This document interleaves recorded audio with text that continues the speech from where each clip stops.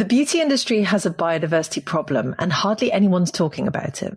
Now, as we know, cosmetics rely heavily on nature. Our personal care products often incorporate ingredients that have been extracted from plants or even animals. And with the current trends in global biodiversity loss, where up to 1 million species are now threatened with extinction, the cosmetic sector also holds a degree of responsibility in having contributed to this loss. So just as a quick recap, the primary drivers of biodiversity loss are destruction of habitats and ecosystems, overexploitation of natural resources, climate change, pollution, invasive species. And when you consider how many billions of beauty products are created globally each year, it does stand to reason that our beauty products have played a role in this too. And that's why it was so inspiring to listen to Jane Dunlop of Aluwan in last week's podcast. So Jane's business is based on a model of biodiversity conservation and social enterprise. It's clever. And if you didn't listen to that episode, please do add it to your podcast queue because you need to hear it. I honestly think Jane's model has to be the future. I think it's exciting to see how the Aluwan model could give shape to a whole new beauty industry. And that's what I want to explore today on the podcast. Let's talk about the future of beauty and how it can embed biodiversity conservation at its very heart.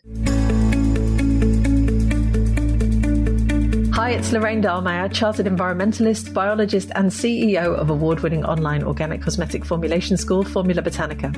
I host the Green Beauty Conversations podcast, and these are my green beauty opinions, in which I challenge the beauty industry's terrible track record on sustainability and share my thoughts on how we can make the beauty sector a better and more sustainable place. If you want to be the first to hear all of my latest episodes, make sure you subscribe to this podcast. So let's start with a quick refresh of Aluwan's business model if you didn't hear last week's podcast episode. So Jane and her team at Aluwan operate a business that brings together over 500 farmers who have small holdings that produce coconuts on the island of Simeulue in Indonesia. The business is women-led and brings together the whole community there. They also operate a conservation arm to the organisation that employs rangers who patrol the islands to protect various species and habitats from poachers. So Jane told me that they've protected upwards of 10,000 threatened turtle eggs from poaching, for instance. The whole rationale of the business is to conserve biodiversity and bring together social enterprise. And I love this model because it shows that making money and protecting the environment and empowering the community, well, those things aren't mutually exclusive. You don't just bolt one onto the other. And it really inspired me because I think it shows that this is a model that should sit at the heart of the whole beauty industry. And I know that many suppliers I've already interviewed on this podcast feel very passionately about this too. So how could this work from a practical perspective? Well, I think there are 3 core components. Let's run through them. Firstly, I think beauty companies need to critically look at their supply chain and really think about whether they can actually control it and ensure that it's out there doing good in the world. If you listened to episode 230, then you'll have heard me talk about human rights abuses in cosmetics and how some of the giant firms are caught up in some of these cases. Now, of course, these companies don't want human rights abuses in their supply chain, but they're so big that it must be almost impossible to keep tabs on everything.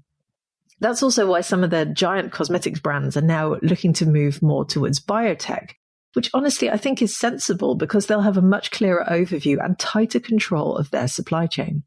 So that's number 1.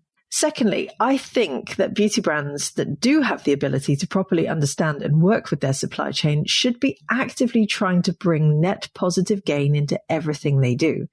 Now, this is the concept of regenerative beauty that I discussed with Lush back in episode 213 and then picked apart further in episode 214. Regeneration has to be the goal.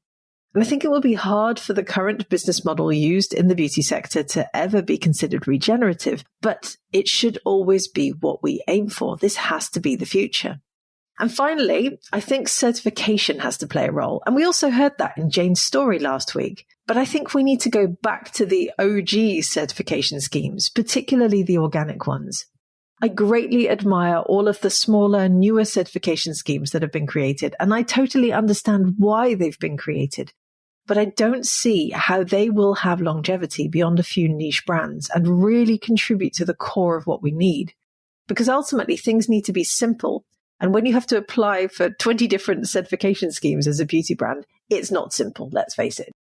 So let's simplify the way that we approach certification, and let's pick one scheme that prioritizes environmental sustainability and social enterprise. And typically you'll end up with one of the OG schemes. So I can picture a future beauty industry that does good. And I'm excited by the way that people like Jane and her team at Aluan are leading the way and creating a model that could really work for many more companies. I can see many more companies embracing this. But to do so, we need leadership that wants to move beyond only making a profit and also wants to embed doing the right thing at the very heart of their organization. Let's find those leaders and let's put them in place wherever we can. So my challenge to you for this week is to support beauty brands that embed biodiversity conservation and social enterprise at the very heart of what they do. This isn't the norm yet, but there are more and more companies trying to be part of the solution, and they're doing fantastic work. Buy from those companies, vote with your wallet. And if you're creating a beauty brand yourself, because I know this podcast is listened to by many formulators, then be a pioneer and see how you can make an impact. Our biodiversity is precious. Let's move the beauty industry to the point that it no longer has a biodiversity problem. Thank you for listening to my Green Beauty Opinions. Remember to visit the Formula Botanica website at formulabotanica.com to try our free online formulation course. And if you haven't subscribed yet to the Green Beauty Conversations podcast, please make sure you do so now in your favorite podcast app. Leave me a 5-star review if you enjoy the conversations I host, and I'll be back soon with my next episode.